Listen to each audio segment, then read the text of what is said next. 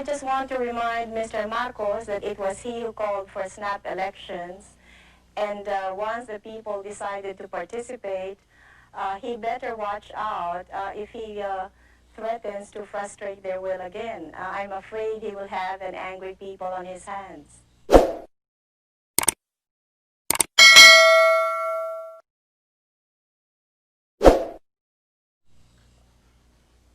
Mrs. Aquino, you keep making what sometimes sound like veiled threats and sometimes not so veiled. What do you mean he'd better watch out?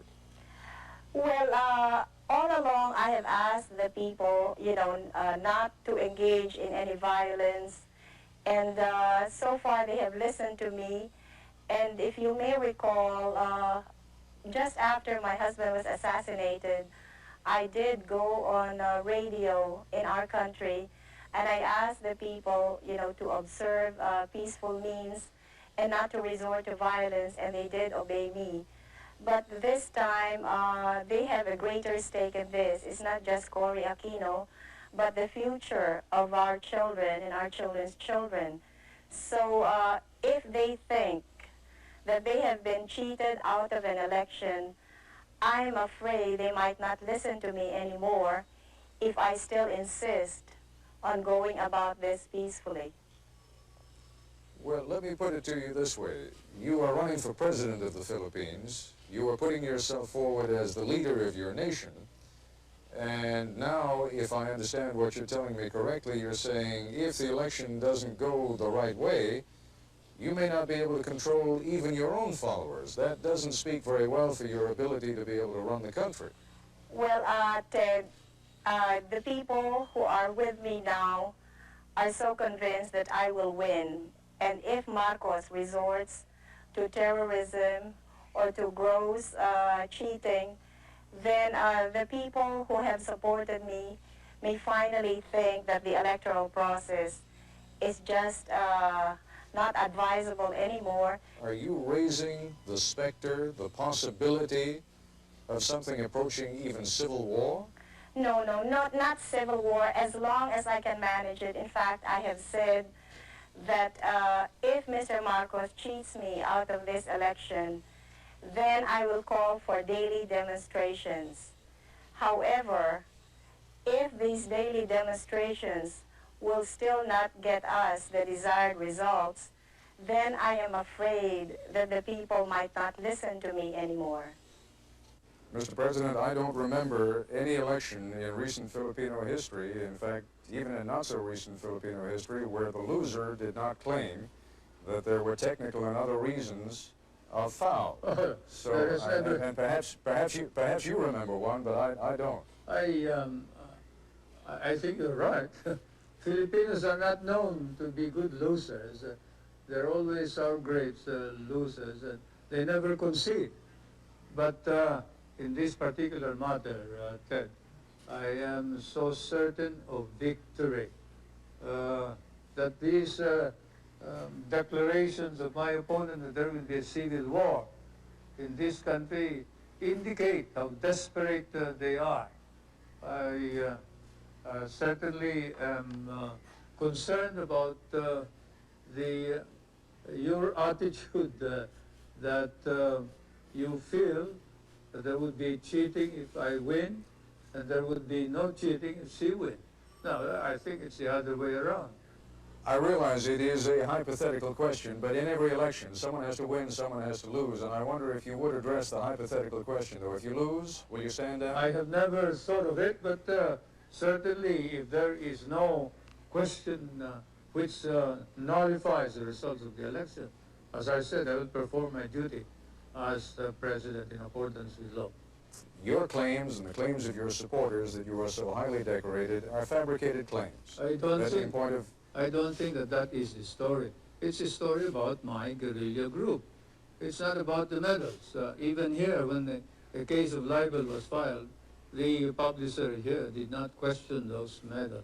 It's only you, Americans, who question it. I am not going to degrade myself by talking about those medals.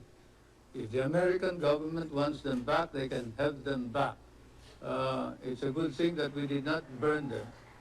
It's a good thing that we did not burn them at the end of the war, when you refused to give us our back salaries and refused to recognize all of us, and we were not entitled to education benefits, we were not entitled to medical benefits. But I was one of those who stopped our people from turning communist, especially the veterans, because we did not fight for communism, we fought for freedom. Now I wonder whether we also fought for the Americans and the American flag, to which we had sworn when MacArthur inducted us into the USAFE. I have no regrets, however, about having fought in Bataan. I have no regrets about fighting beside American soldiers. I have no regrets about fighting under American officers. And probably if our country were ever to be attacked again, I would do the same thing. But I would certainly raise some questions about the conduct of the American government in relation to the veterans of the last war. I am certainly very disappointed. Mr. President, the question is not raised about the courage of Filipinos who fought against the Japanese during the Second World War. But the question, as you know, and you know this is not something I'm making up, you have seen those newspaper articles yourself and you have seen some of the documents, suggests that the guerrilla group that you claim to have led, in fact, either did not exist at all or was just a tiny group that played no major role. Then why is it recognized by the intelligence officer of General MacArthur in a paper which is certified too by the head of the archives of the United States? Now look, I don't want to talk about this anymore. If you do, I'm going to walk out. You've had some rather disparaging remarks to make about Mrs. Aquino, not the least of them being that, in effect, she has experience as a housewife, but little else. Do you think she has gained in stature over the last few weeks? And do you think it is possible that if she is elected, that she could serve effectively as President of the Philippines? I still believe that you need somebody who has been experienced to run our government in this time of crisis. I have nothing against her, but certainly when, say, your son is sick and he needs an operation or he needs the expertise of a good doctor, you don't pick just anybody who has honesty and sincerity in order to cure your son. In that situation where she has no experience whatsoever is something that we have to accept and admit realistically that she had the the nerve to run without any experience whatsoever, as she admitted, and it's not me who has said that she is inexperienced, it is her who said, what do I know about running a government? And as an ordinary citizen, I would cry out immediately against anybody who says that being given the presidency. But as President of the Republic, I think it's my duty to call attention to this danger. I know that you made a great deal, and it is an excellent rhetorical device, of saying, yes, you are inexperienced. You are inexperienced in corruption, you are inexperienced in crime, you are inexperienced in dictatorship. But let's be candid about it, you are also inexperienced in leadership. Now, there is a difference even between running a campaign as the widow of a martyred and beloved leader and running a country that is, as you yourself have pointed out, in a great deal of trouble. To those who are neutral about you, what do you say about your lack of experience? Well, more than experience, I think it is credibility that counts. And the truth of the matter is that the Marcos government has lost all credibility, and no way can Mr. Marcos possibly lead our country back to recovery because the Filipino people no longer believe in him. I realize that I am inexperienced, but as Mr. Marcos himself confessed, it took him 6 months to learn how to be president. And I guess I can do the same thing. As we all know, there is no school for presidents. So I don't think that should be a point against me. Your own George Washington definitely had no experience either. It is possible that he had no experience as a president, but he certainly had some experience in leadership when he became president. And you are trying to become now the leader of a fractured country, the leader of a country that has enormous economic problems, the leader of a country that is rife with corruption, as you yourself have said, the leader of a country that has so many problems that one wonders how even the most experienced leader would be able to take care of them. I don't mean to harp on it, but it is the central issue of the campaign against you. And what I would like you to focus on for a moment is not you simply as an alternative to President Marcos, but you on your own merits. I realize how many people may think that I am not, the perfect solution to everything, but let's just say I am the best available solution to our problem. There are a great many people within your own coalition, within your own party right now, who see you as a useful device for getting rid of President Marcos, but who may have plans of their own for then shuttling you aside and having used you, then taking over power themselves. How would you prevent that from happening? Nobody can use me, and I showed this very clearly when I insisted that I would be the presidential candidate. I mean, if people wanted me to defeat Marcos, they would have to do it my way. And you can ask the politicians, the leading politicians in the opposition, how I was able to get all of them to agree that I would be the presidential candidate and not anybody else. Otherwise, we would have had two candidates instead of just one. Again, Mrs. Aquino, the point I'm making is that I can see why they would be willing to stand aside for the immediate goal of getting President Marcos out of the way. But now we're talking about real power. Now we're talking about the power of governing and leading the Republic of the Philippines. And my question is, are you confident that you can continue to rule even when some of these people are going to be trying to take power away from you? Yes, I'm very confident of that because there were no deals involved when I ran for president. So nobody has a hold on me. I am my own person. I intend to continue being that kind of person. As I said, I don't owe anybody any favors. Let's talk for a moment about the kind of relationship that a government of the Philippines under Corie Aquino would have with the United States. What kind of a relationship would you want to have with the United States? Well, I would like to continue our friendly relations with the United States, and I see no reason why that cannot be so. In fact, I would like to strengthen those relations, and definitely we will be in direct dialogue with your government, so I really see no problems there. Well, the problems again, and it seems to me that there has been a little bit of waffling on the issue of the bases over the course of the last couple of months. Would you tell me now in these final hours of the campaign precisely what your position on the bases at Subic Bay and Clark Air Force Base are? What is your position now? All right, I respect the military bases agreement, which will expire until 1991. And in the meantime, I will keep all of my options open. I know that no sovereign state can ever allow any part of its territory to be in the perpetual possession of a foreign power. And I think no ally of ours will be demanding this of me. I am not hearing from you the kind of reassurance that I think Washington really wants to hear. Now, obviously, you're under no compulsion to give it, but I wonder whether that is deliberate.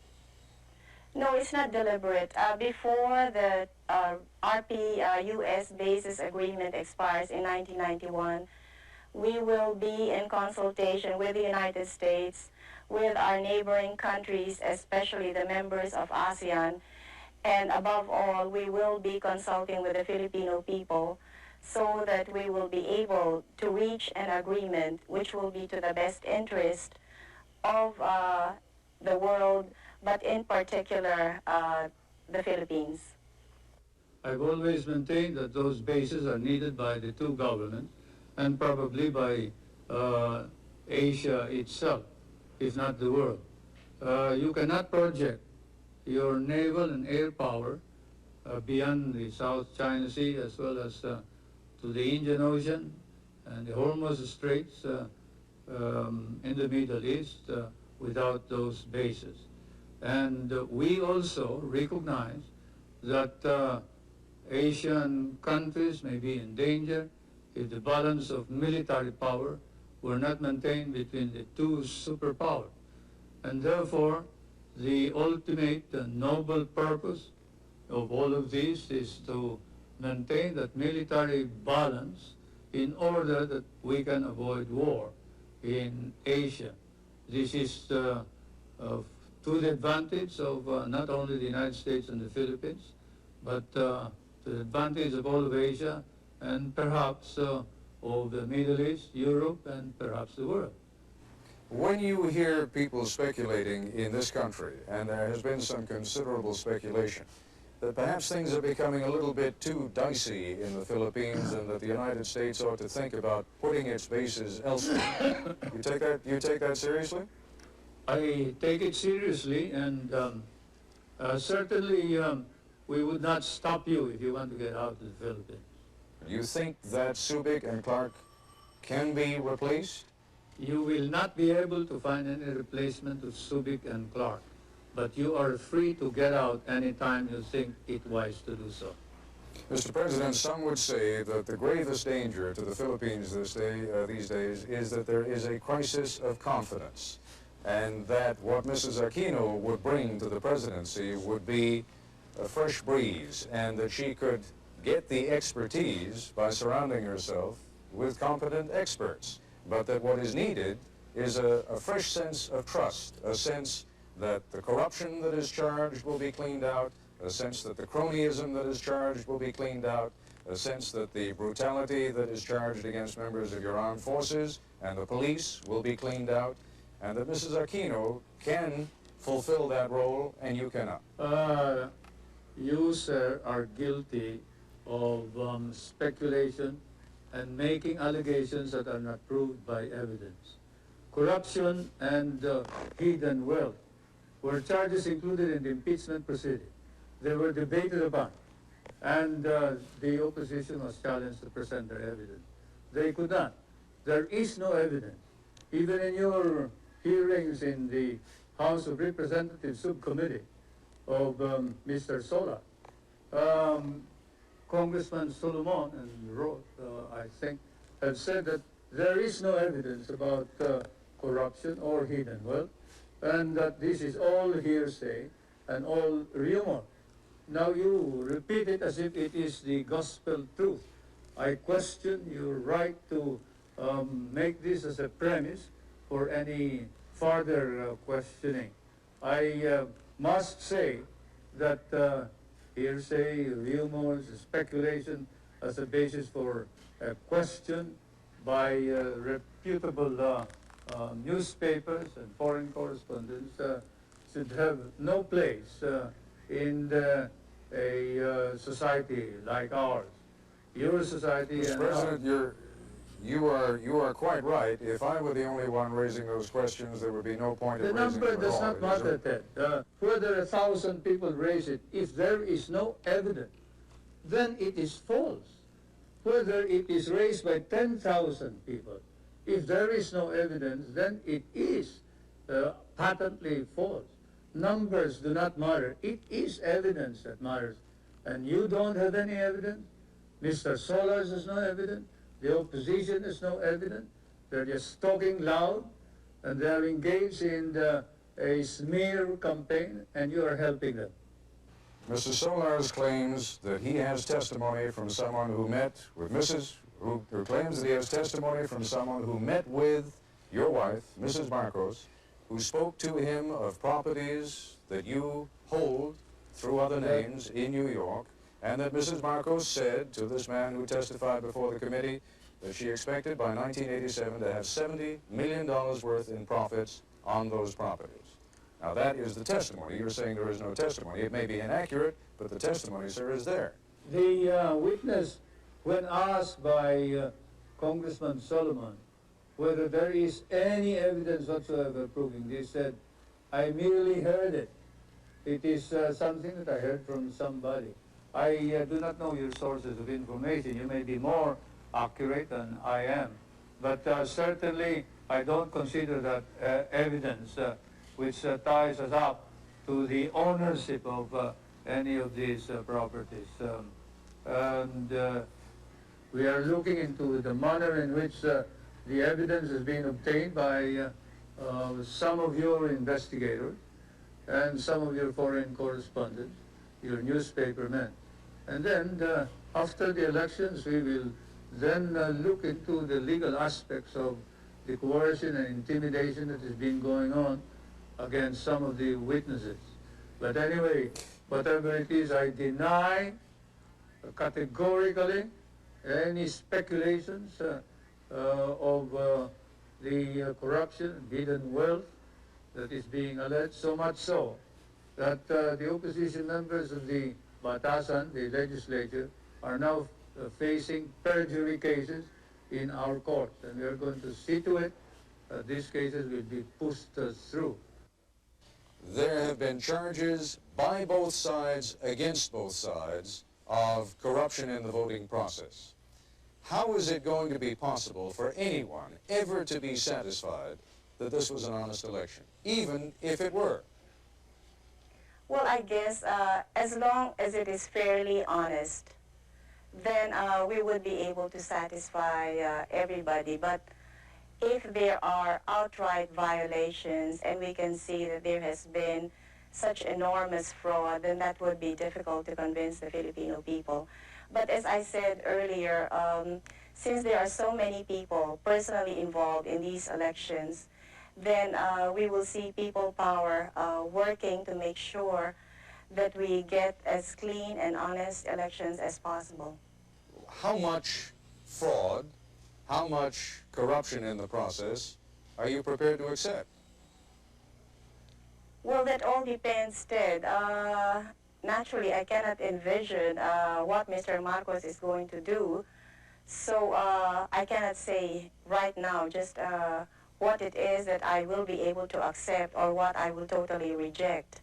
There is an enormous difficulty in ever reaching a decision on how much fraud there has been. Both sides are going to claim it. We know that already. Your side is going to claim it. His side is going to claim it. How is it ever going to be possible to reach an understanding on what happened and how much fraud there was? Well, Ted, we all know who is the real power in this country, and it's a one-man power. So since he controls almost everything in this country, it is really unthinkable that we in the opposition, can manage cheating the way he is accusing us of. He controls COMELEC, and he has all of the government forces behind him. So how can he possibly accuse us of committing fraud? Well, if he has all the power, as you say, and if you already believe that he is committed to win this election by whatever means he can, then how is it possible that you're going to win? Well, as I've been saying all along, it's people power that has finally emerged in this past campaign. And there will be many of these people who will be poll watchers in the coming elections. So they will be guarding their respective polling precincts, and they will also be watching the tabulations. So I am counting on all of these people to help us get an accurate count.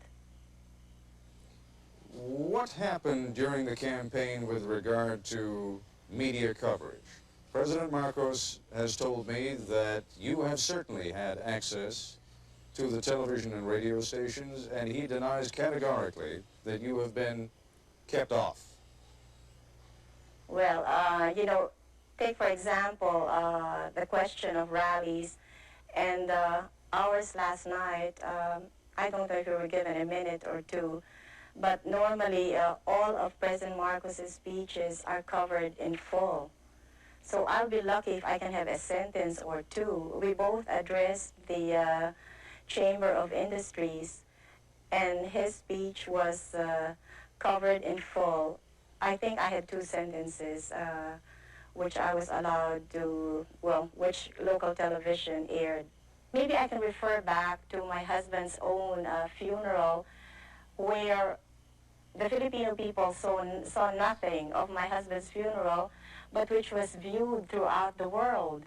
So things haven't changed much since that time.